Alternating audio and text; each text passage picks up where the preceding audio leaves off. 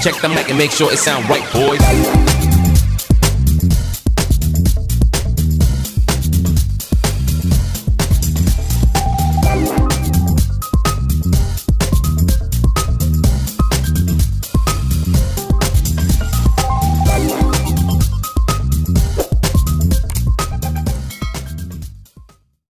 Welcome back sa aming channel. Ayan. Okay, so eto nga mga kapanty, nag-vlog kami ngayon kahit gabi na mga kapanty kasi merong lumalabas sa Facebook ko, sa newsfeed ko, yung tungkol kay Easy Meal. Oo, yung rapper mga kapanty. Kaya sabi ko, why not gawan ko ng reaction video kasi gusto rin namin mapanood and gusto rin namin makita kung ano ba yon, ano bang meron doon at bakit parang nagte-trending siya ngayon mga kapanty. So yun, papanoorin muna namin siya mga kapantin, tapos mamaya magbibigay kami ng aming reaction.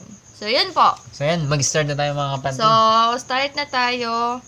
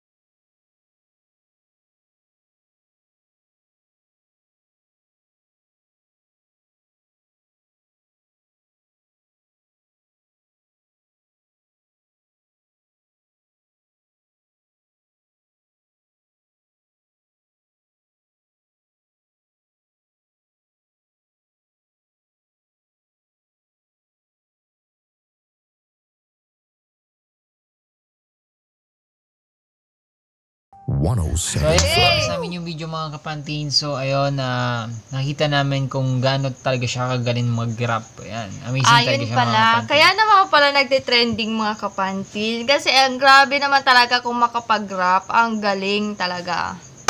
Proud to be ang galing talaga mga kapantin. Ang galing every time na proud din ang kasi isang niya Pinay, yung mga kapantin, word. Lalo na yung Tagalog words, mga kapantin, super cool, super bilog na bilog yung pagkakabigkas na ng bawat salita, mga kapantin. Tapos, syempre, yung rap na English medyo sobrang ang bilis talaga, ang bilis habulin, lalo na yung pag-iintindi natin, mga kapantin, ang hirap. Kasi sobrang, ganun, mga kapantin, sobrang bilis niya. Mga kapantin, ang ganda ng mga beat niya. Yung beat. So, napakagandang gawa ng sayaw yon, mga kapantin. Opo. Tapos, gusto ko rin yung tugtog nung Karinyosa na inihalo doon sa kanta niya. Kasi, di ba, rap, tapos plus yung Karinyosang tugtog, plus yung beat na sabay, mga kapantin, every time na nagbibigkas siya nung lyrics, mga kapantin. So, ang galing niya, ang galing, mga kapantin, nakakapatindig, balahibo yung angas niya, mga kapatid. Yung angas niya talaga, tapos yung puso niya talaga yung nagbigay ng art doon sa kinanta niya. Super cool, super galing, super angas, mga kapantin. So, kaya pala talaga siya nagtitrending. Kaya pala ang daming lumalabas sa newsfeed namin sa Facebook. Kasi nga, ganun pala yung pagkakakanta niya. Ganun pala yung katindi mag-rap. So, super galing talaga, mga kapantin. Tapos, alam mo yung pagka-proud niya sa sarili niya na isa siyang Pilipino, nakakadamay yun, lalo na sa amin ng mga Pilipino, sa atin ng mga Pilipino, di ba, na meron talagang isang tao na nag-share ng talent niya na ganun kaangas, ganun kabilib sa mga Pilipino, di ba? At meron lang akong parang napansin doon nga sa lyrics na yung pinugutan ng ulo si Lapu-Lapu sa Mactan sa sarili niyang lupa, sa sarili niyang bayan. Hindi mo na ako magbibigay ng comment kasi ang alam ko talaga hindi naman. Ang alam ko, pero syempre kailangan ko sigurong bumalik sa history, sa kasaysayan natin para before tayo mag-comment ng kung ano-ano na baka mali naman pala, mag-research din muna tayo. So, yun po, mga kapantin. So, syempre, doon lang tayo sa safe, diba, na ano. Pero yun lang, overall, yung performance niya, yung pagkakarap niya. Amazing.